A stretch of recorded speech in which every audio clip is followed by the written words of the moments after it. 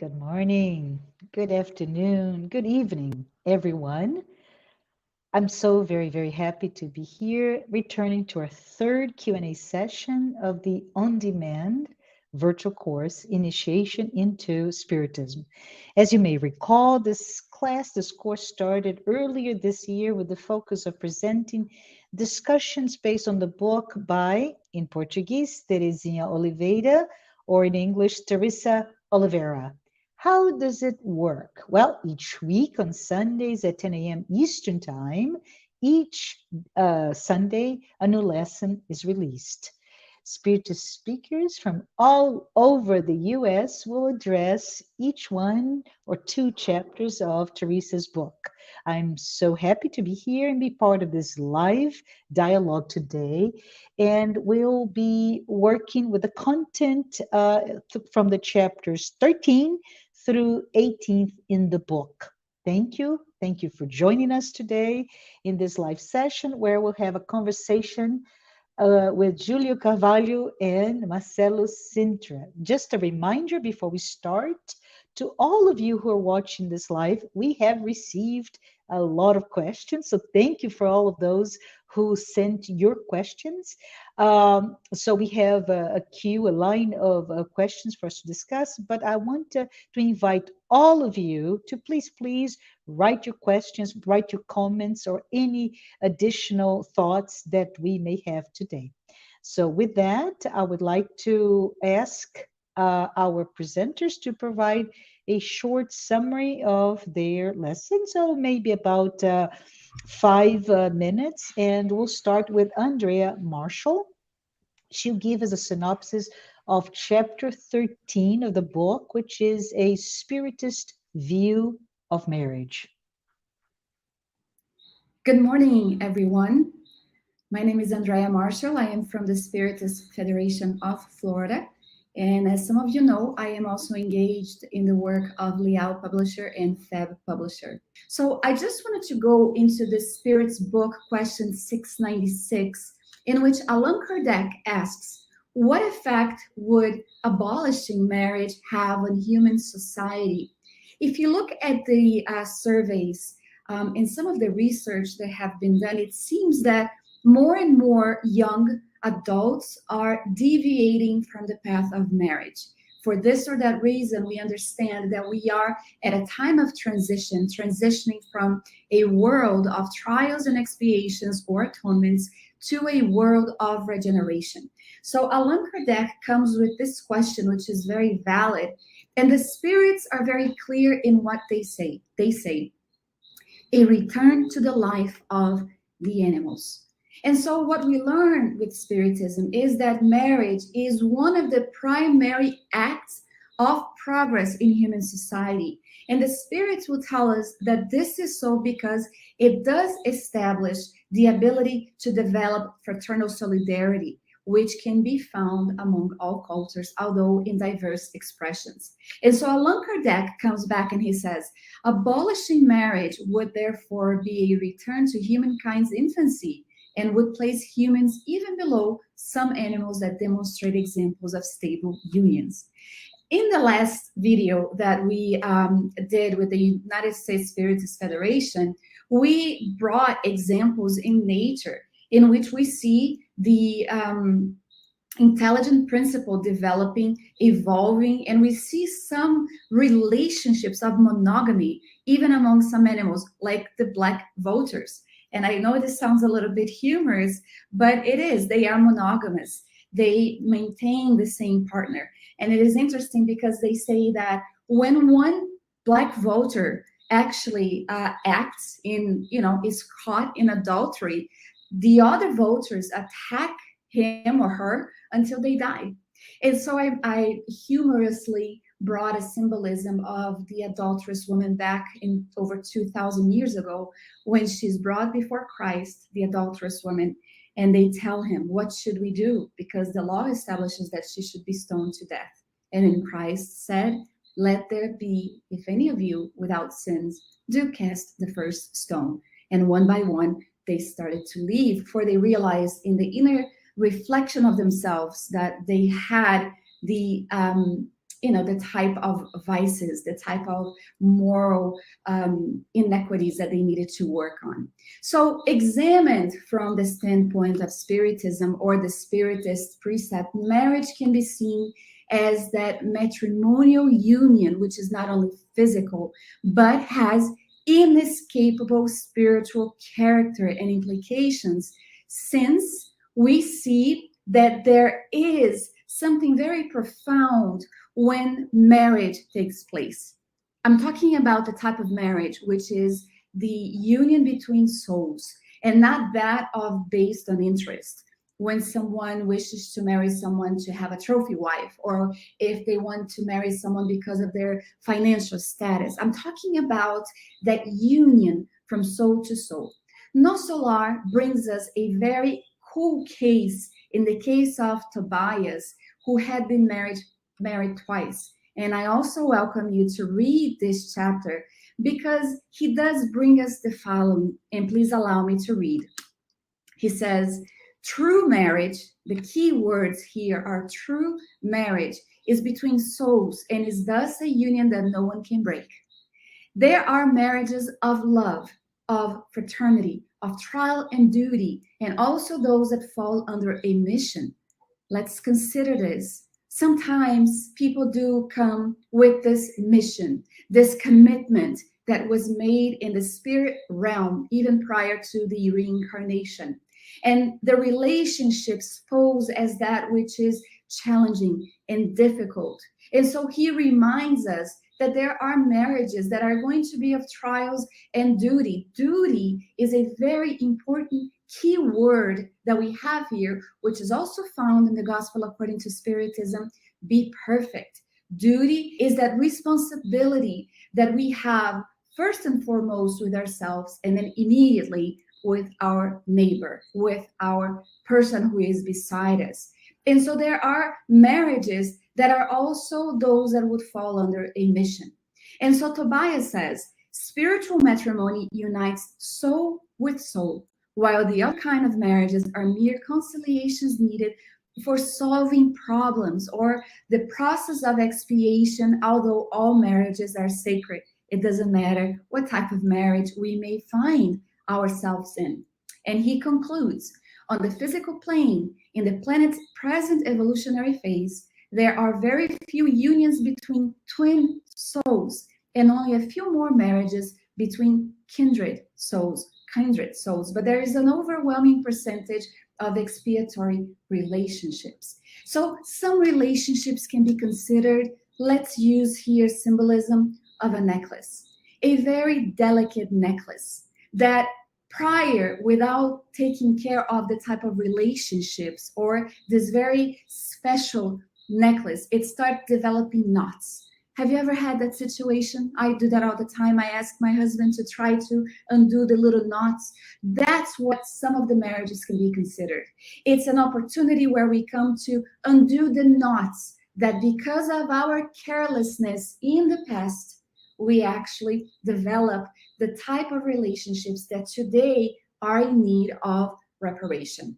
And so in question 697 of the Spirit's book, Allan Kardec asks, does the absolute indissolubility of marriage belong to the law of nature, or is it only a human law? It is a human law that is quite contrary to the law of nature, but humans may modify their laws. Only those of nature are immutable.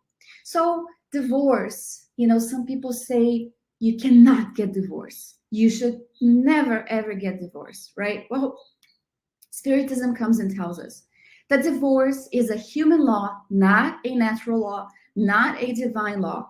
It is a human law that is here to simply separate that which is already separated from their souls, from their feelings, from the type of relationships.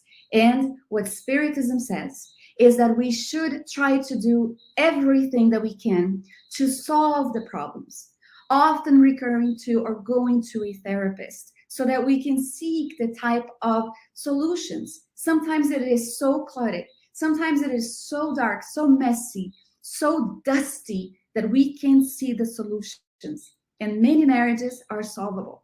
Many marriages, when couples put in the time to work on it, because there is still love. The relationship comes out is stronger. Sometimes that's not a possibility.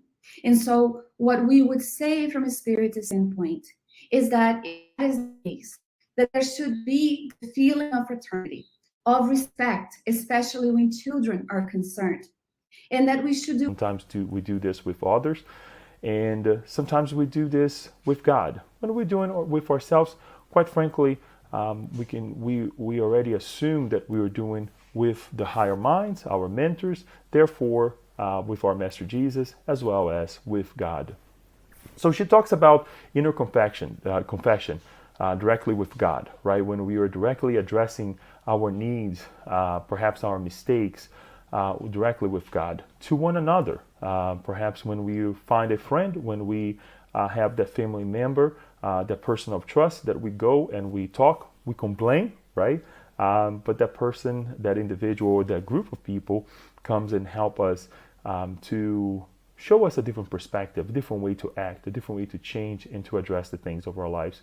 To also in public, the public confession that sometimes it can be detrimental, but depending on the situation, depending on the level of the situation that we're trying to confess, to address to many individuals, right?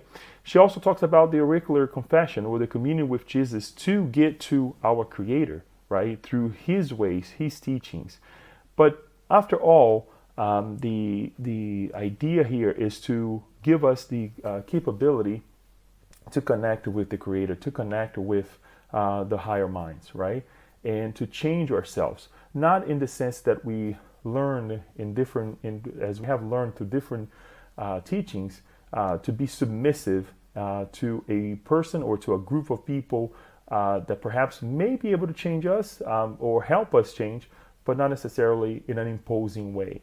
And we also took the time throughout the presentation of the chapter to bring some highlights of some of the teachings that we have that we can rescue from the Spirit's book, the Gospel According to Spiritism. But most importantly, to be very direct to the point, we chose a passage from chapter 12 from the third part of the Spirit's book, the fourth part of the Spirit's book, entitled Moral Perfection, when St. Augustine actually comes and answers a very interesting question, that is, what is the most effective means for improving ourselves in this life and for resisting the draw of evil?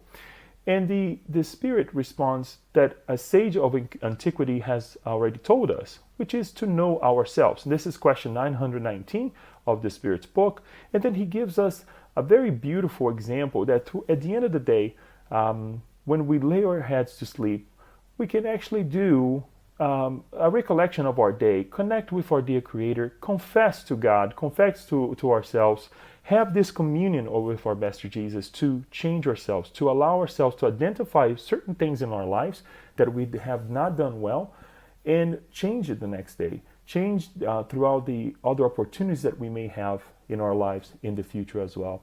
So to establish this communion with God by confessing, and to truly analyze this idea of confession and communion in a way that will be beneficial to ourselves, and most importantly, beneficial to others as well, or as a consequence, to be beneficial to others as well.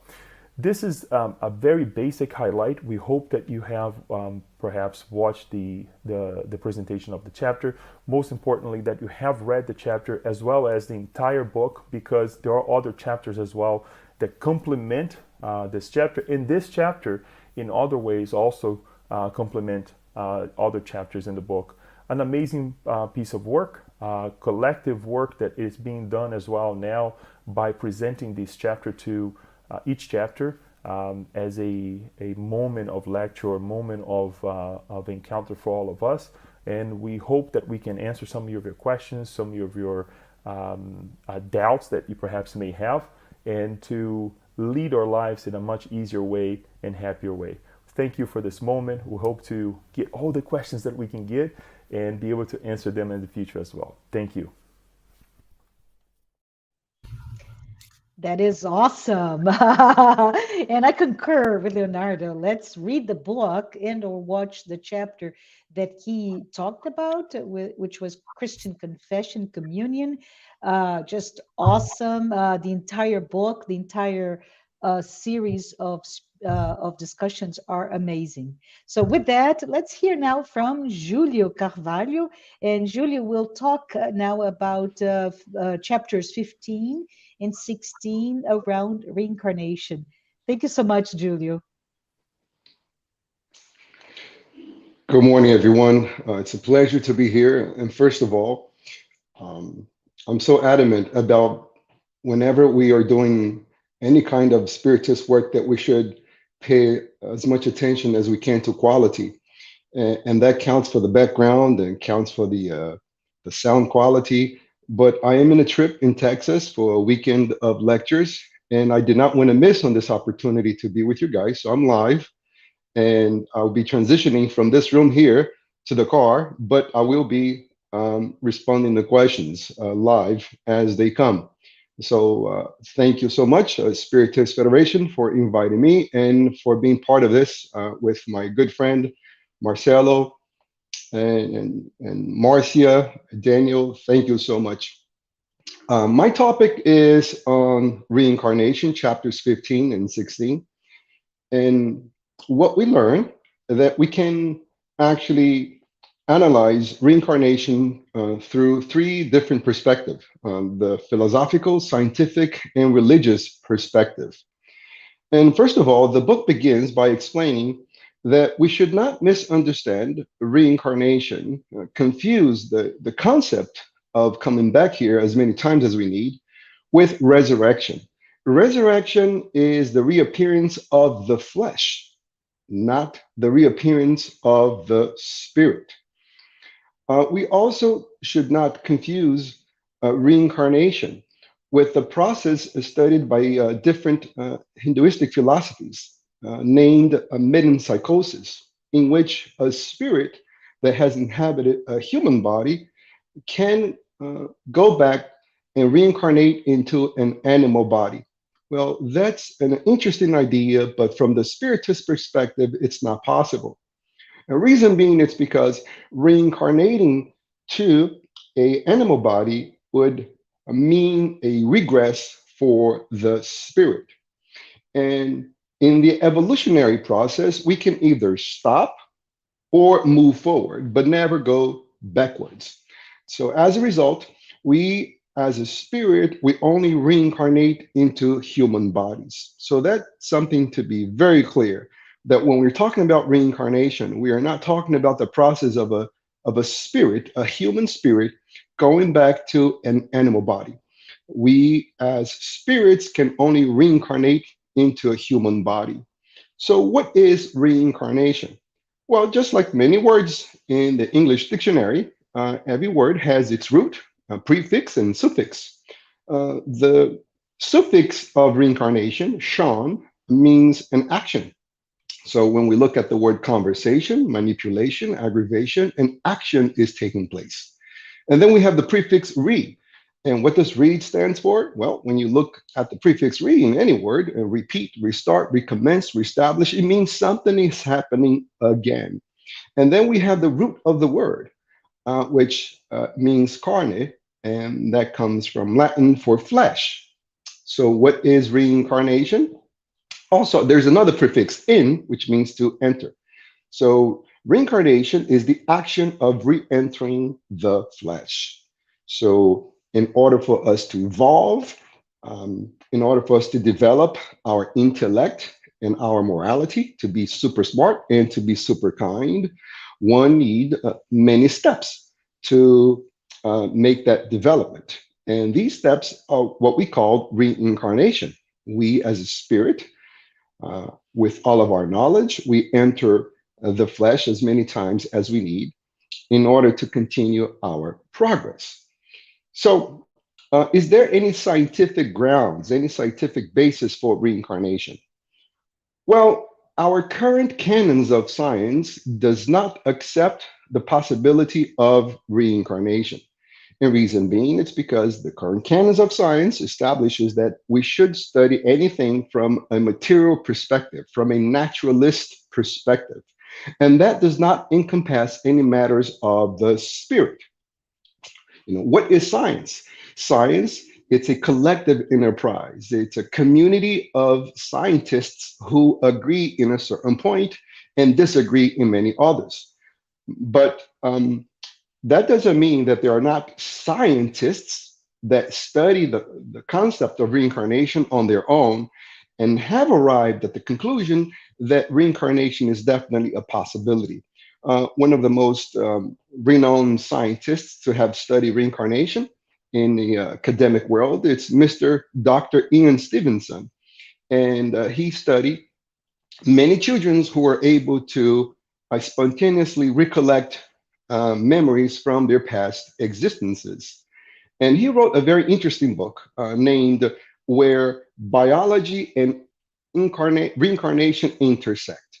So, what Dr. Ian Stevenson analyzed in this book is that there were children who had birthmarks and were able to recollect the kind of deaths they have experienced in their past reincarnations.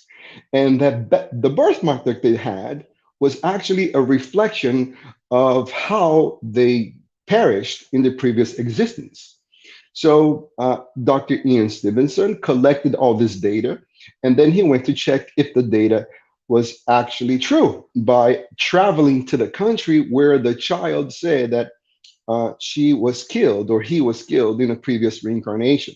So he was able to gather this data, travel to a different country where the current child never had been, neither their family, and he was able to trace back and actually coincide the information that was given to the child with the information that he was able to found. In other words, he went to the other country, went to where the child said that she died in a previous reincarnation, the mode of death, the person who died in the previous reincarnation, met the family from the previous reincarnation, and all the death records, which coincide with the child's information. So very interesting information. But from a scientific perspective, as a collective enterprise, science does not yet accept reincarnation. But although there are scientists who privately on their own study reincarnation and see that as a possibility. What about the philosophical arguments for reincarnation? Well, when we look at life, we see so many unjust situations that happen to people who seems that they don't deserve this.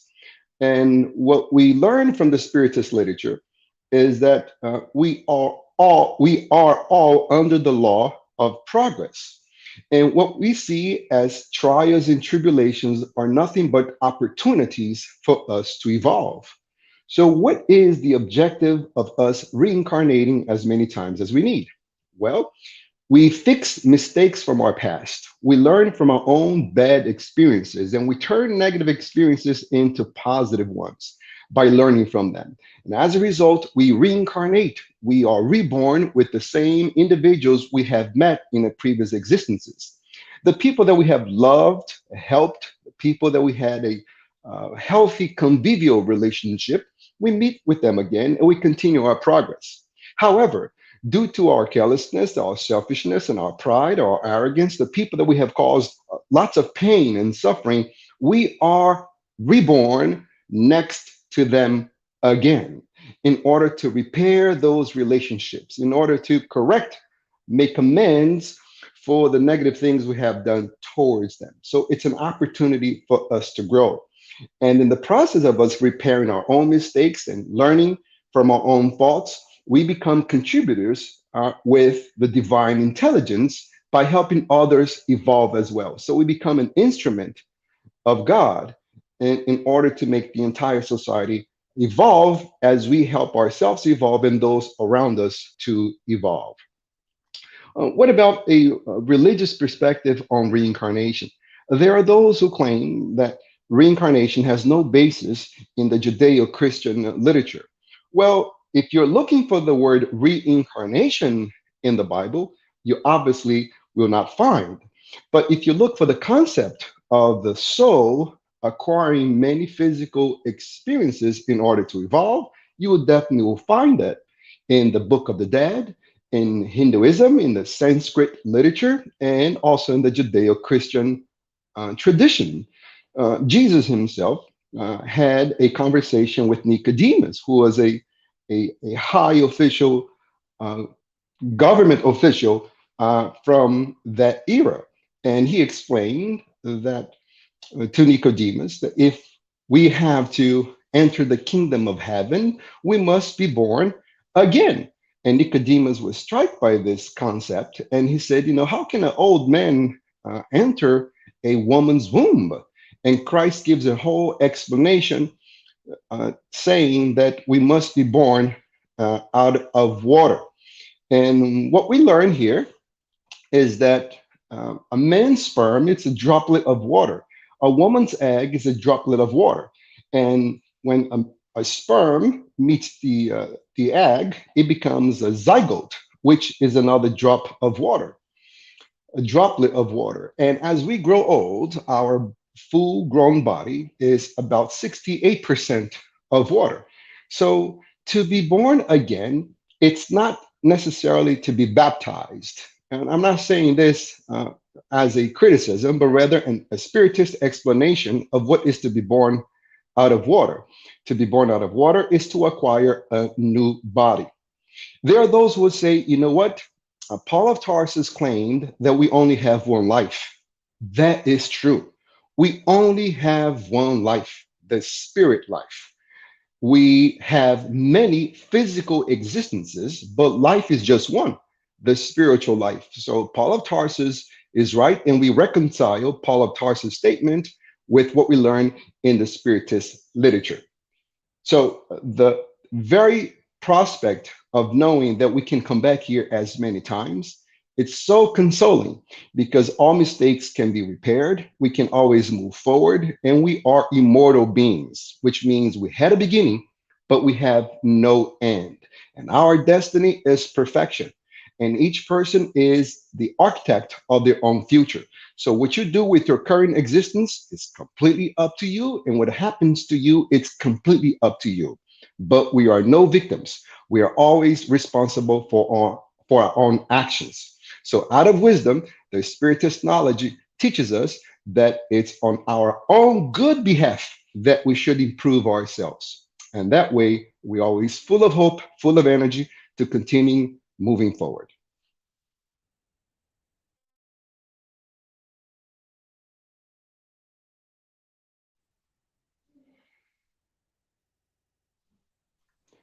I think you're Sorry. muted, Marcia. Yeah, sorry. Thank you for a thorough explanation about reincarnation and the different aspects of it. I am like to finish with our synopsis or summary of the classes that you have taught before with Marcelo Sintra. Marcelo will speak about chapter 17 and 18, which is family in light of reincarnation. So Marcelo puts it all together from what Andrea spoke about, and Leonardo and Julio, and now Marcelo. So Marcelo, please take it away. Hello, everyone. It's a pleasure to be here. Thanks for the Spiritist Federation for the invitation, and it's good to be part of this work. It's a great work. It's a good book. And this chapter, in lesson 14, right, in our sequence, it deals with the family in light of reincarnation. I think it's a very good position in the lectures, right? Because we are putting reincarnation into context, right? Like the family in the context of the reincarnation. All of what we heard from the previous lectures. We start to analyze the family, right?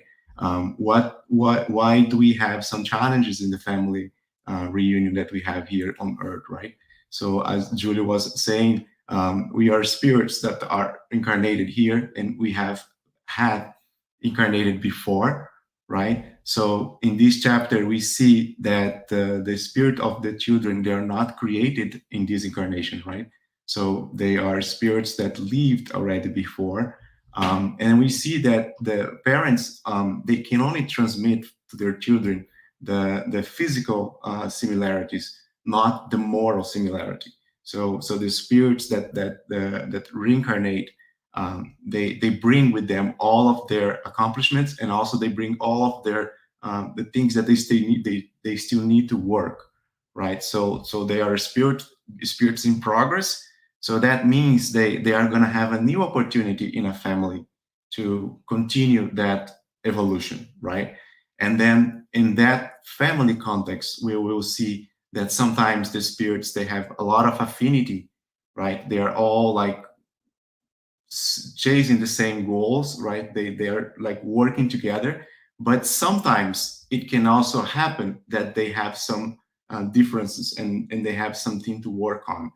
So in summary, like we see that the parents, they have a mission, right? So in spite of anything that happened in the past, the family, it's a new group, right? It's here we have the both the spiritual and the material family. When we say spiritual family, we know that all the spirits, they are gathered together in the spiritual plane before incarnating. They also form groups or families, right? And then when they incarnate here on Earth, they form the material family, which means that the family that is here united by blood, right?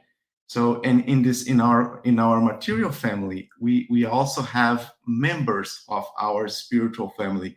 And what does it define a spiritual family? A spiritual family is a family of spirits, like it's a group of spirits that are united by affinity. They have affection. They have like same purposes, right? So it's like when you get to here on Earth, like we can do an analogy, right? So whenever you go to a party, for example, you go and then you start to talk with people with some similar interest, like in a topic, and this is all driven by affinity, right? So, and the same thing happened with the spirits in respect to the spiritual life, right? They gather together in the spiritual plane, and they have similarities, the same purposes, and this is what forms the spiritual family, right? But at the same time, each spirit has to do their work to evolve. They have to they have done wrong things in the past, and that they need to repair. So then through reincarnation, they can come and they can continue doing that. They can do good to someone who they did bad in the past, right? So, and through that process, the family is formed.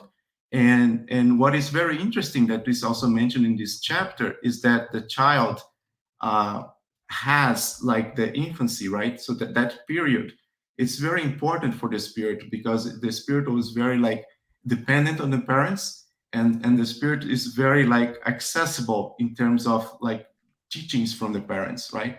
So God, in His wisdom, He created this process so that we can, the spirits of the parents, they can teach the spirits of the children, right? And it's a mission for them, and through this process, they can also like fix any problems that they had from previous lives, right? So the parents might have done something bad in the past, but in this incarnation, they have the opportunity to do something good, right? So there's always an opportunity for us to repair.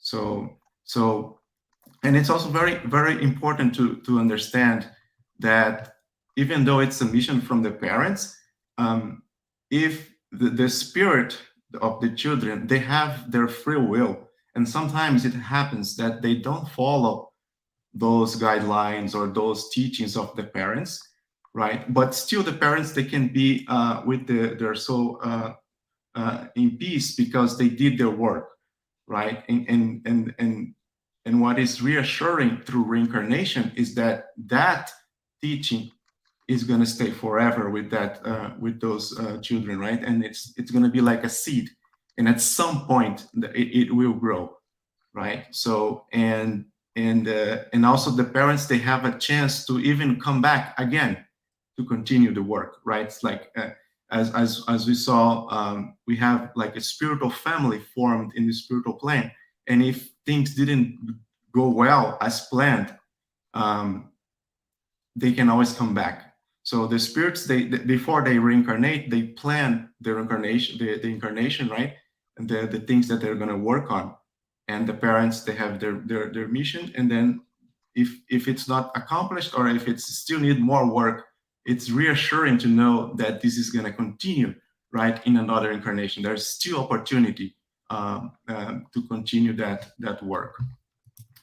Another thing that we saw in this chapter is that our material family, it can be formed with spirits of different types, right? Like in terms of like of the necessity. It can be spirits that we get along very well. There are a lot of affinity. And usually in those cases, the spirits, they gather together because they want to work together to progress, right? So there's a lot of affinity, so they get along very well. But they can also be like quite different. Like I can have spirits different from me and my family. And in those cases, those are tests for us, right? It will test our virtues, and it will teach us different aspects of life. So those are like trials or lessons that we have to go through. So it can also be like readjustment from previous lives because we owe something to them or they owe something to us. And in this case, it's an opportunity to readjust and reconcile, right? So again, like united in that material family with this purpose. Or it can be someone who needs us, right? Whom we can help to love and understand. And again, it's an opportunity to be of good service. We have several examples of spirits that they incarnate on Earth because they want to help another spirit to accomplish some mission. So it's like a spirit prepared the incarnation to come, and then they're going to receive a spirit that has some work to do, some important work, or to prepare that spirit to accomplish something like that is very difficult for that spirit, like some virtue that they have failed in the past and they cannot acquire, and then this spirit can come and be the supporter, right? So those are the different types of members that we can have in the family. And I think the most important like lesson from all of this is that reincarnation is a very good mechanism that we can use for our evolution. And in the family context, we can put patience, we can put love, understanding, devotion, and humility, right? So, and we can have the assistance also of our other members of our spiritual family, because some of them might still be in the spiritual plane, but they can help us through intuition, through support in that context, right? So it's very good and reassuring to know that we have all of this help, and God is very good to provide us with all what we need to continue, right, in our evolutionary process. Thank you. Thank you. Thank you. Thank you. I love, Marcelo, the notion, the reassurance when we talk about or we learn about family in light of spiritism, in light of reincarnation, how comforting is the message contained in this lesson to all of us who are parents or children, right? How important it is to understand. I love what you said, that being a parent, you see the dichotomy of the time during the young childhood where it's a mission, right, for the parent, but the notion of becoming vulnerable and dependent completely to the parents, the child, the spirit of the child has the opportunity to learn. It's a beautiful, beautiful, beautiful message. So thank you. Let us move on with our questions. And I believe I have a question for you, Julio. We're going to do a little bit of a round robin, But I believe the first question is for you to explain the different ideas surrounding the notion of returning to the corporeal life. And I think you already talked about it, so maybe you can just confirm what is the difference between reincarnation and resurrection, and what and metempsychosis, right? Metempsychosis, resurrection, and reincarnation from a spiritist point of view, Julio. Resurrection is the idea that our own body will come from the dead. And when we think of the process of decomposition, what happens is that the molecules that used to compose our bodies, they all dispersed in nature, in the surroundings where the body is put to rest. And what happens that there are organisms in that area that will be using the molecules they used to compose someone's body in order to compose their own body. It's actually very poetic when we come to analyze the scientific knowledge on the composition of the body. Think for a moment. When your mother became pregnant of you, your mother, in order to survive and to compose a new body, she had to eat. And she ate chicken, fish, she ate vegetables. But the chicken, the fish, and the vegetables, where did they get their nutrients from? Well, they got their nutrients from Earth, because everything comes from Earth. And where does Earth comes from? Well, Earth comes from the sun. The stellar dust that composed our solar system, our sun, our Earth, are from the same source, a star that exploded in the past. Because the current scientific astronomical knowledge about our solar system is that we are third sun generation, which means we have our sun and our solar system is the composition, is the putting together of another star that exploded in the past, and that star itself, it's a result of another star that exploded even before. So our nutrients from Earth comes from dead stars. So when your mother is pregnant and the little fetus is being developed, what is happening? Well, your body is being put together. It's a composition. A con means with, position means together. So you're putting into positions together, and then you become a fully grown person, and then your body dies. And you leave your body because your body is nothing but a vehicle in which you travel the journey of our physical existence. And then what happens? Well, your body will now be put apart. That's what we call decomposition. That's what the prefix D stands for. So now it's going to be broken apart for what? To be reutilized by nature. So maybe if there is a tree nearby, that tree will absorb by the root of the tree the nutrients that you need to compose the fruit of that tree, and that tree, maybe it's an apple tree. So think for a moment. Whenever you eat a fruit, whenever you eat anything, you are actually eating molecules and atoms that used to be part of another body.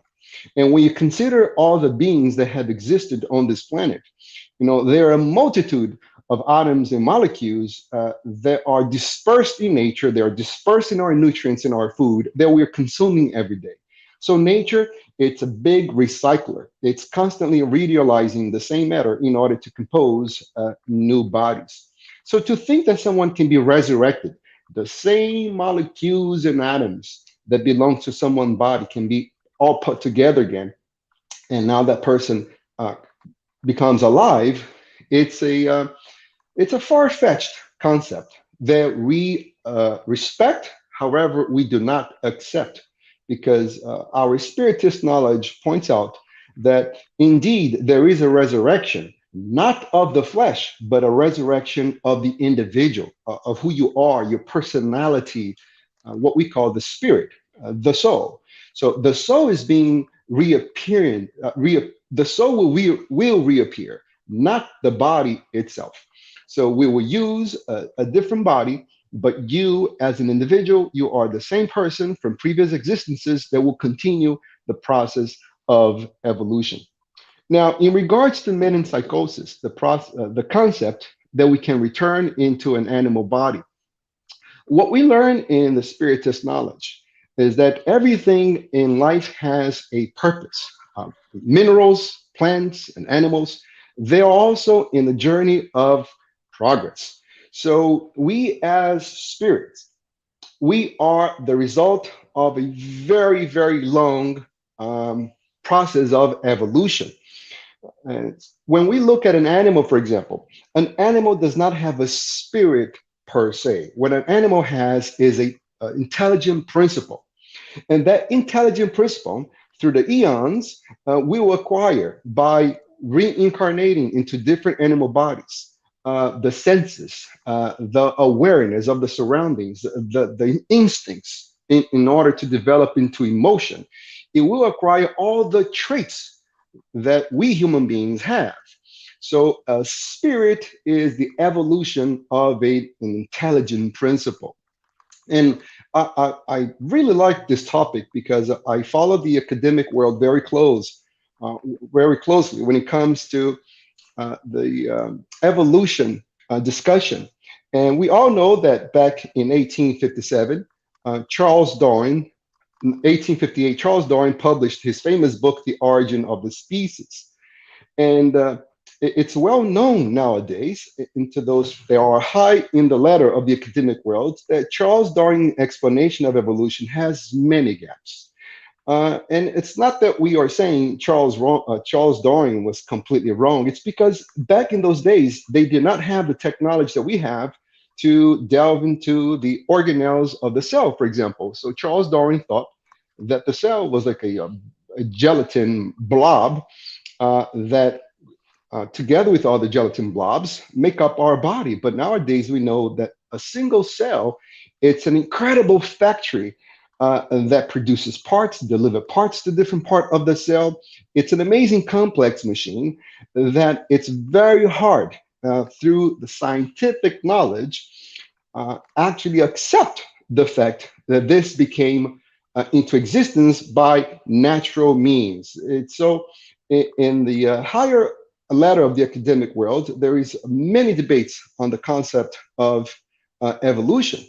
And this is why, because they lack the knowledge that we have. You know, the transition of these intelligent principles into more complex organisms has happened in the spiritual plane, where highly evolved engineers of organic bodies manipulate the next being in order to evolve.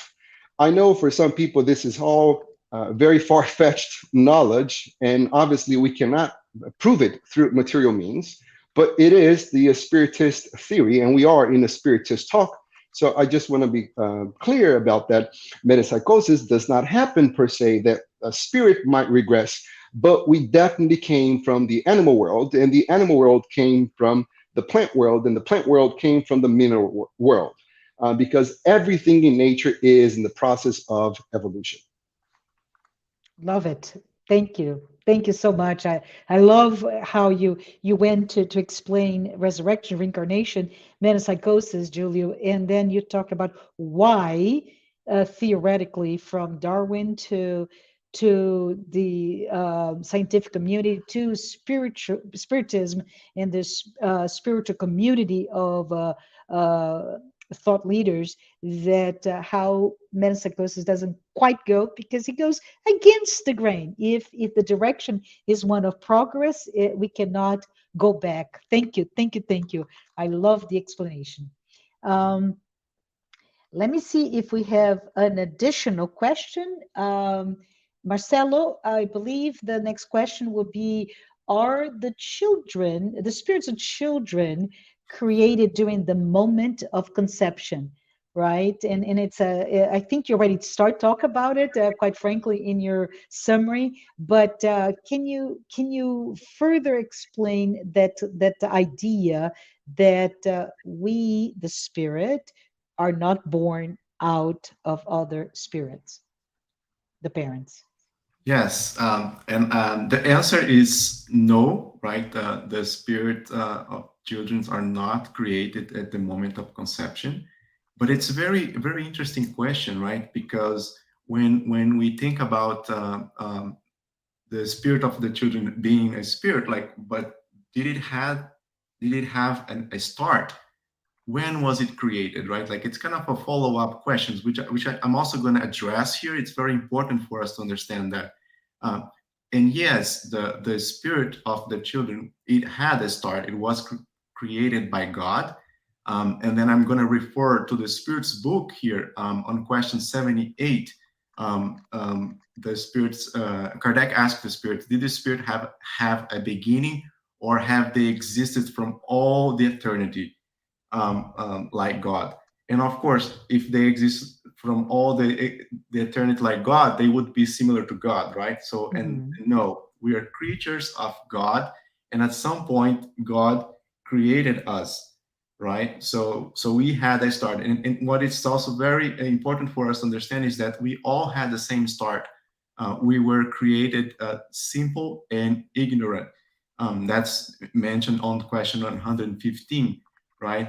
In the meaning that we're all created without knowledge, and but with the prospect of learning, of acquiring knowledge, right? And I think what Julie just said, like a continuation of what he was talking about, right? Like how progressive it is, the process, right? Like we had the intelligent principle, and then at some point that intelligent principle is individualized, and then the spirit is formed. When did that happen? We don't know, and that's what the question 78 says. We know nothing as to when that and how we spirits were created. We still don't have the capability of understanding that. Well, what is very important to understand is that the children, they are reincarnation of a spirit, right, that lived already. And we also have to put in context that we are in a planet of trials and expiations, right? The spirits that incarnate here, they have to be at a certain level, right, of a level of this planet. That means they already had gone through a long process of evolution. I mean, we're still like not the perfect world, but we are in the process of becoming a better world, right? So there's this scale of planets. We are in the process of moving into a planet of regeneration. So the spirits, they lived before. And then, of course, by reincarnating in a family, they come with a mission, with a purpose. I mentioned this in my introduction, right? So there's a planning that is done beforehand. And then the spirits, they come with that purpose. And I think Julio also mentioned about the works of Ian Stevenson, right? Dr. Ian Stevenson. And he also has a book, Children Who Remember Previous Lives, right? So in that book, he does like a very deep analysis of those children who can remember situations that they lived in a previous lives. So again, like it's a support for our analysis here, right? So that the spirits are not created. And another thing that we should think is that, like, by reincarnating in a family, the spirit, if right, let's think about if the spirit was created on this incarnation, it how could we explain like some tendencies that the spirit has, right? Like sometimes Right. like parents, they do all their best to teach and then give good examples, but sometimes you see that there's some innate tendency that it's like it was there before, right? So even in those aspects, we can see like the reincarnation being very explanation can explain, right, those cases very, very well. Awesome. Awesome. I want to just say that we are, as you said, right? We are immortal souls. We're not eternal souls. We have a beginning and no end, but just love it. And I want to say this here for everybody to know how amazing technology is. Today, we can seamlessly navigate from a place to a car to another place and speak here in just a second before speaking elsewhere. So, Julio, we're almost getting to bicorporality, but not quite. And I just want to say thank you. We do appreciate you continue to speak during our live Q&A before your face-to-face lecture in Texas. But with that, we have a question. I think it's for you from Teresa Castro. And she says, Julio, I recently, heard in a spirit's lecture that when we discarnate, no matter what vibrational level we find ourselves, we must pass through the umbral. Why must we pass through the umbral? Can you talk about it? Is this incorrect or correct? What we learn from the Andrea Luiz Spiritist literature, and for those of you who are not aware who Andrea Luiz is, he used to be a physician while reincarnated. So when his body died and he was transferred to the spiritual plane, he looked at these matters from a physician's point of view. And what we learn is that our sphere, what we call Earth, it's made up of other spheres. So when you think of a concentric spheres with other spheres, um, the umbral or the lower zone is the spiritual plane more close to the physical plane where we find ourselves in. And so there are the concentric spheres stemming from our physical planet that goes outward. So the fact that we have to go through umbral, it's a question of a geographic location that we find ourselves in. If I want to go to higher zones, I must pass through the lower zone. It's like asking, can I go from Europe to um, North America without crossing the Atlantic Ocean? No, you can't, unless you want to go all the way around, but you still have to cross some ocean because it's a question of a geographical place. So we have to go through just because we have our geographic location forces us to go through these lower zones, but it doesn't mean that we're going to stay in the lower zone. I just would like to maybe add to Teresa that even the definition of umbral, many people, and I hear a lot about reference to are we spiritists simply adopting the Christian Catholic idea of hell with umbral, right? And but if you look at the definition, it just simply means a passage, a doorway. So I think it was very good answer. Thank you so much, Julio, for saying that. And I think Teresa is saying yes, that is a good there's a good response. So let's see what we have next. And I think it was a question for actually Andrea. And so let's try to maybe explain or comment. And the question is, what are the categories of marriages according to Spiritism? So I'm going to take a stab at it. All right. And I would say, based on what Andrea explained in her summary, there are really several categories of marriages. And if you think in terms of, for those of you who have read Martins Peralva, a Spiritist author in Brazil, he talks about the types of marriage such as accidental, right? And it's simply put, those are the types of marriages that it looks like it was not planned, it was accidental in this plane, and it's simply put characterized by a lack of connection from an affection perspective. So when Andrea talked about perhaps marriages of interest, be it by, say, power, right? If you can remote to perhaps in the in the Renaissance, not even before the Renaissance. So in terms of the aristocratic types of communities where I would have to marry this person because I would create the same or continue the lineage, so on and so forth. Or I think Andrea mentioned the trophy wife or financial gain. So those are characterized not so much by the affection, and this is really stems from this life of this incarnation on earth, right? The second type of marriage is maybe called trials or duty, which is where we you and I, the other person, are come here to readjust it. This is actually the most common type.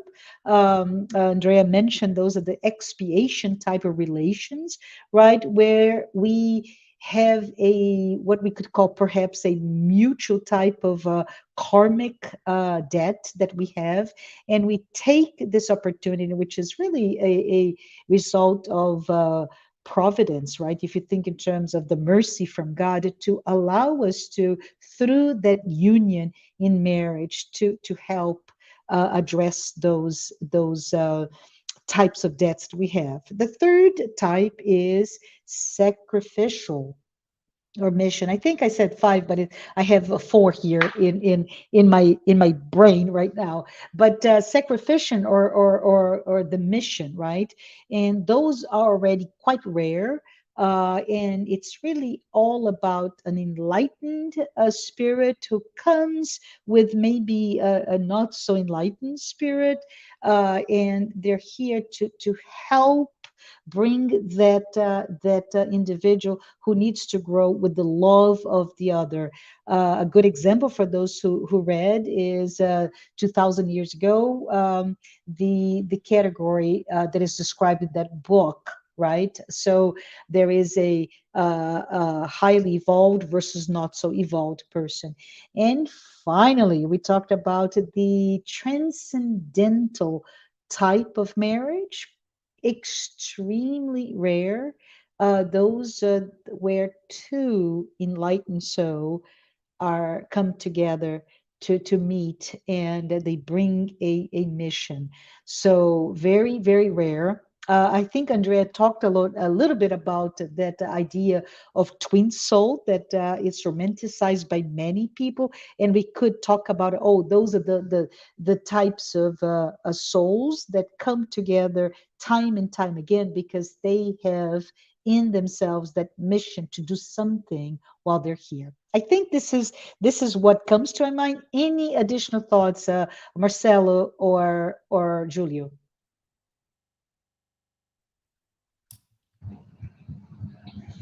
The takeaway lesson from this explanation is that we should always look at our relationships as opportunities to make amends.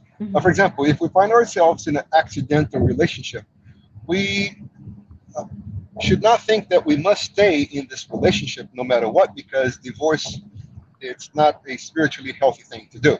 If we can become apart from the other individual without causing further problems into ourselves, we should do that in a very friendly relationship.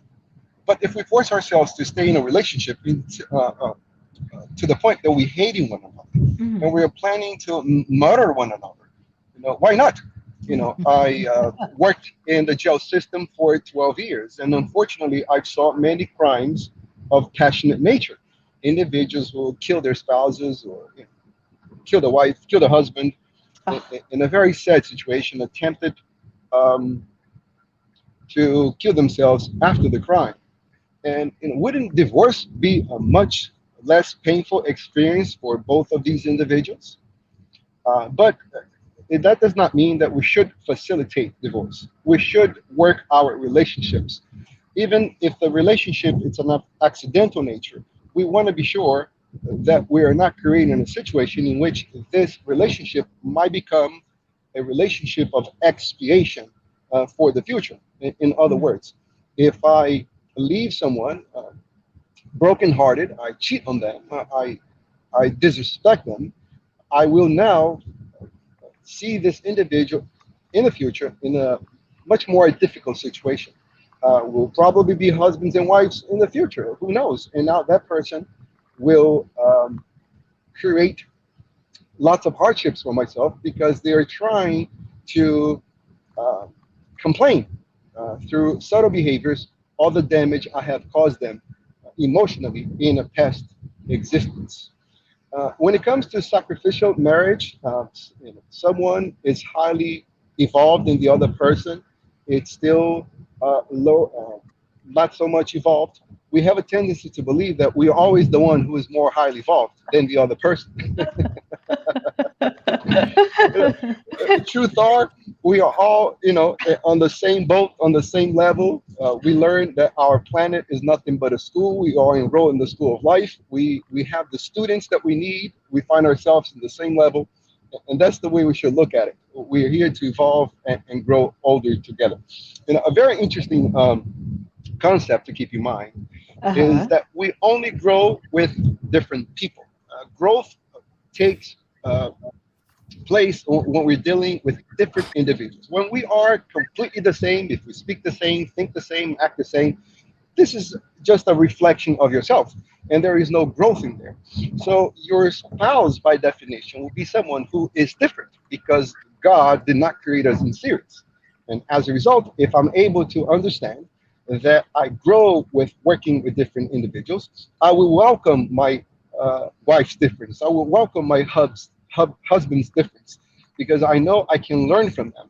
And maybe it's not going to be my idea or their idea, but a conjunction of both of our ideas, which will create synergy, and all of us can grow wiser and smarter than this. So our relationships become so much easier when we're trying not to make the individual see our lives through our lenses, but rather respect their point of view and understand that they can teach us always. That's what humbleness, humility stands for, knowing that we don't know and anyone can teach us. I love it. Can I add something to that, Julio? I'm sorry, Julio. It's very interesting when you talk about we really only grow when there's differences, right? When we all think the same, we end up not growing, we stagnate.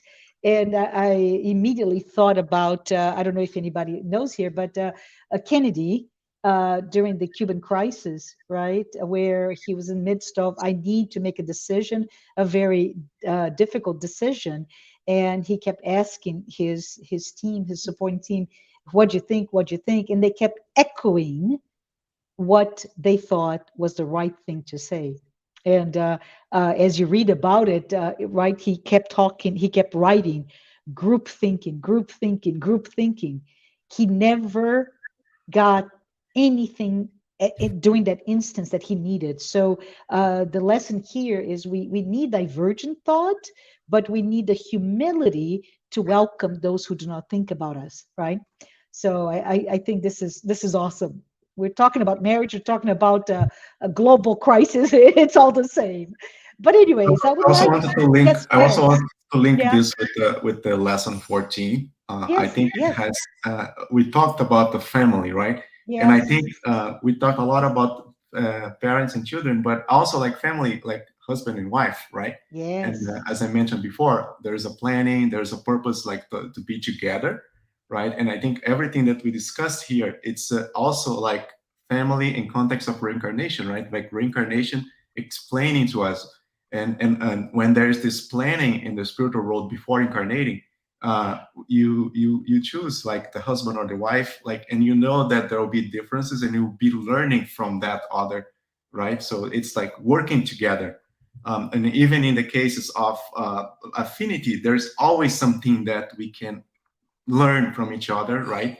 And it's very interesting that the topics are somehow like very, very related. Awesome, awesome. Thank you, Marcelo and Julio. But I would like to answer the question from, and forgive me for mispronounce your name, Jose Robles or Jose Robles or Jose Robles. I don't know. But he's asking, when does the soul incarnate? Is it at conception, at birth, or sometime in between? Marcelo, can you take that, please? So when does the soul incarnate? The reincarnation process, it happens at the moment that of conception, right? Like that you have the first when the conception happens is when the spirit start attaching to that newly created body, right? And is it yeah, I mean, and that's the answer, right? Yes, I think you're right, because, and this is a very quite controversial, right, in light of globally how many different nations are approaching the concept or the authorization for abortion or not? When does the soul connect, right? That soul that is not created, but is the process of incarnation. And you said quite right, Marcelo. It's right at the moment of conception. Does And another thing, anybody? just Yeah. to complement also is that Yes. as the body is formed, it will the spirit is being united. It's not complete, but it starts, right? It's already Mhm. it's already in process, right? And then like even after a birth, it is still takes some time for the spirit to fully manifest on that new body, right? So that's also important. Like since we're talking about when how it happens, right? It's important to understand that it's unites cell by cell. Mhm. Very good. Thank you. Thank you so much. Let's see, what is the next question? Julio, can you take one more question before you need to leave? Okay, so let's go to Julio. And I think, Julio, the question here is, what is the definition of reincarnation in terms of what is the purpose, right? Why do we reincarnate? I think I have touched on the subject multiple times. It's Mhm, to evolve, to develop mhm, ourselves intellectually and morally. There are so mhm, many individuals who say to themselves, I think I have a mission. That's your mission. Your mission is to better yourself, to become a better version of who you are by mhm, gaining knowledge, intellectual knowledge, and by developing virtues, to be morally good, being a good mhm. person and smart person. Short and sweet. I love it. So let's go to another one. Thank you, Julie. Appreciate that.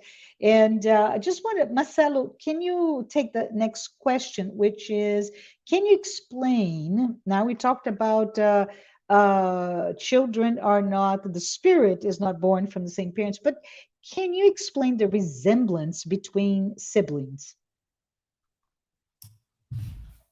Yes, just recapping what we thought we spoke before, right? So the family, the reincarnated spirits in the same family, like in the material family, they come sometimes with the purpose of evolving together, right? So they're sympathetic spirits. So Mhm, that's how we explain this. It's one way of explaining that, right? Because they're sympathetic spirits that lived before and they are here together again to continue their journey.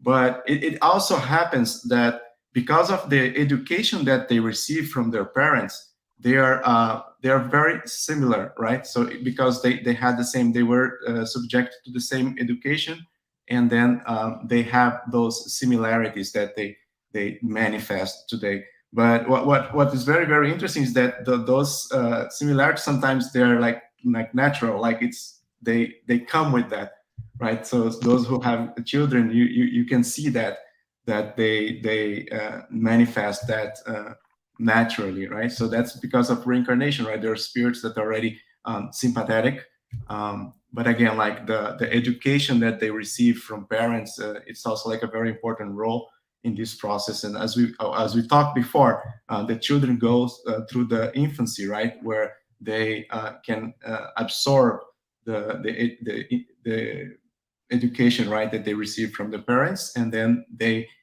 as they grow they manifest like similarity, right? So yeah. great. Thank you. Thank you so much. I think we have another question for Julio. Julio, can you, before you drop for your next lecture, can you tell us how can we describe the justice of God through reincarnation? First of all, I apologize for looking away because we have these discussions.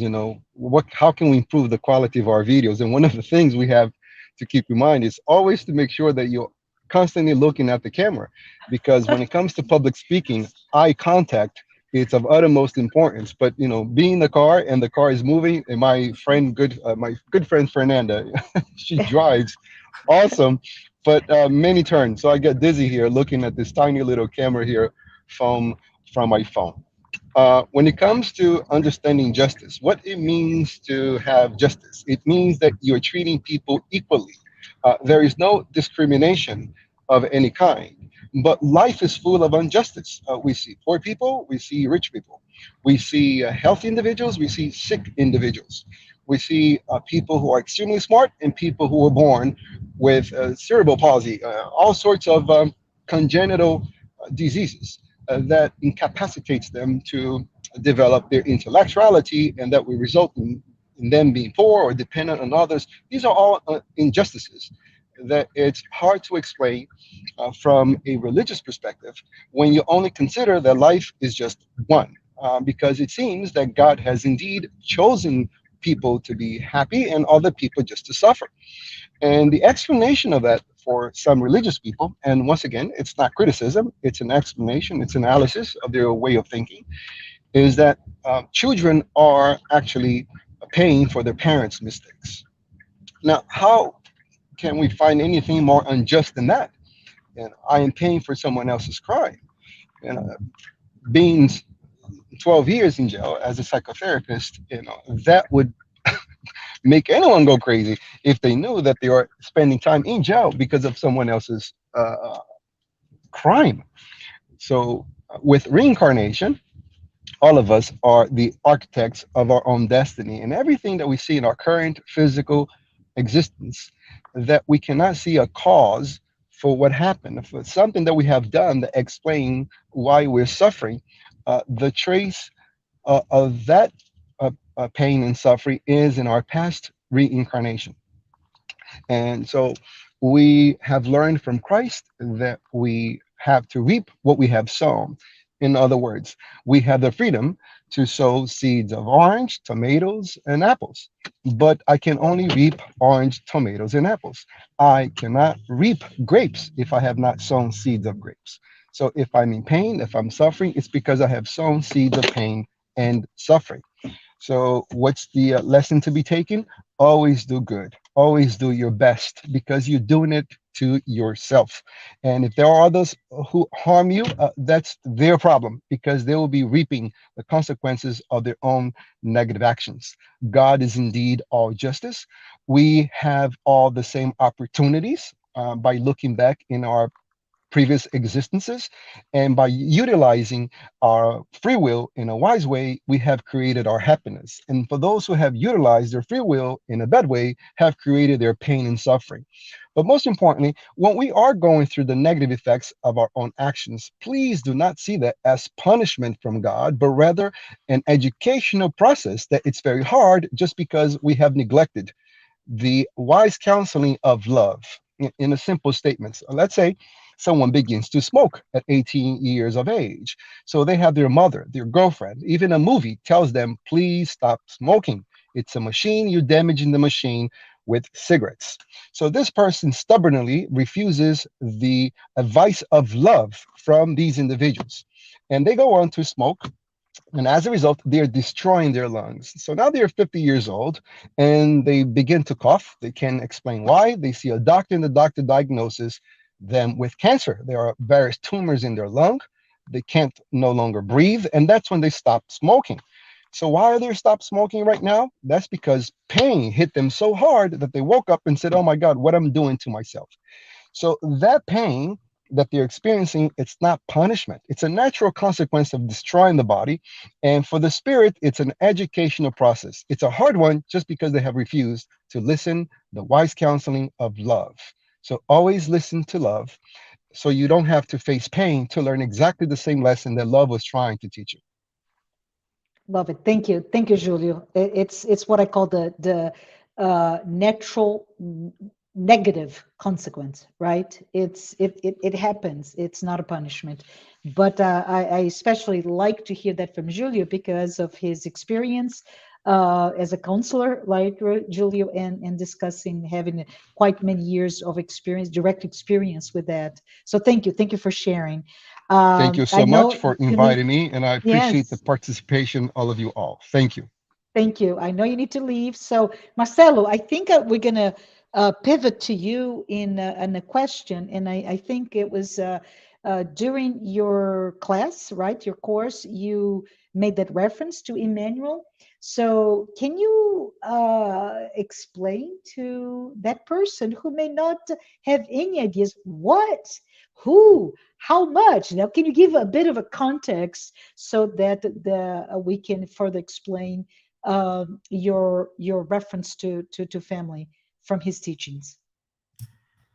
Yes, yes. The reference I made in my lecture by Emmanuel is actually one of the passages in the lesson 18 of the book, is actually referencing the works of Emmanuel. But again, like, it's always important for us to talk about the like context. And the context is that Chico Xavier, right, is the medium, and he became like widely known in Brazil in 1931, when he published his first book, Parnassus Beyond the Tomb, which was like a collection of 259 poems from 56 deceased Brazilian Portuguese poets, and Brazilians and Portuguese poets, and that year was the year that he started like his work, mediumship work, right? And Emmanuel was his spiritual mentor. And at that time, Chico didn't know much about Emmanuel. He just knew that he had a work to do with Emmanuel, right? And Emmanuel was his mentor, so he always told him to follow Jesus and follow Kardec, right? And then through the works of the books that he wrote through Emmanuel, Chico wrote that by Emmanuel, he came to know more about who Emmanuel was. He was the previous incarnations of Emmanuel, right? So it was a spirit that incarnated before, and he was the senator Publius Lentulus, and then later he also reincarnated in Brazil as the Jesuit priest Manuel da Nóbrega. So out of the 412 original books by Chico Xavier, 138 had message from Emmanuel. So he was like his mentor, right? But not the only spirit that Chico Xavier used his mediumship to, right? So yeah. And also, like, just complementing, right? There are a lot of books from Emmanuel, and he brings like very good information from the time of Christ, right? So for us, like, there are like books like 2,000 years ago, 50 years after, and those are all books in English that you can read. Paul and Stephen, right? It's a beautiful book. It's like very, very like informative of the life of Paul, right? So. And the Daily Bread, and so many other works that are already translated in English, and it's an opportunity to learn, to know more about Spiritism, right? And Excellent. Thank you. Thank you for explaining, right? So the tip here is, if you don't know who Emmanuel is, go check out some of his books. They were originally written in Portuguese, but many of them have been translated, and they're just an amazing source of knowledge and understanding of life, of our own mission, our spirituality.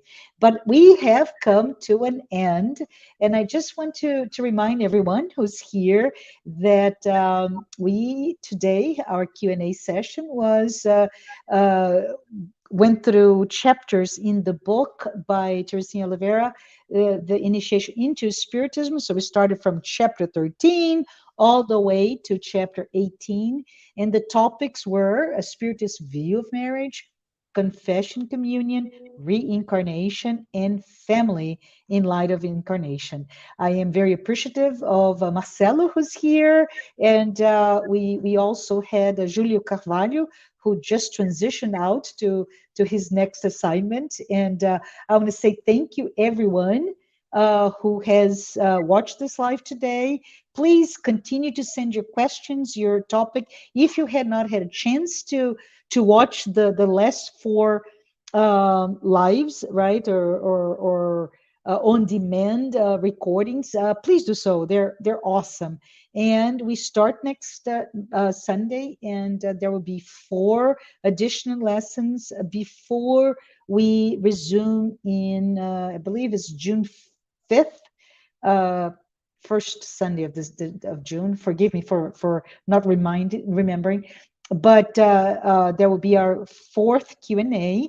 This next lessons will be blessed are those who mourn, uh, disincarnation, trials and atonement, and it wraps up with the chapter on inequalities of wealth. So really, from mourning to the process of dying or disincarnating, the idea of trials and atonement, trials and expiations, all the way to that idea of justice and specifically to wealth. I would like to invite everyone to be here and to listen to the release of Kirsten's discussion on mourning. And I appreciate everyone for being here today, for your continued support, and especially for the U.S. Spiritist Federation that is here with us today. Thank you. Thank you so much.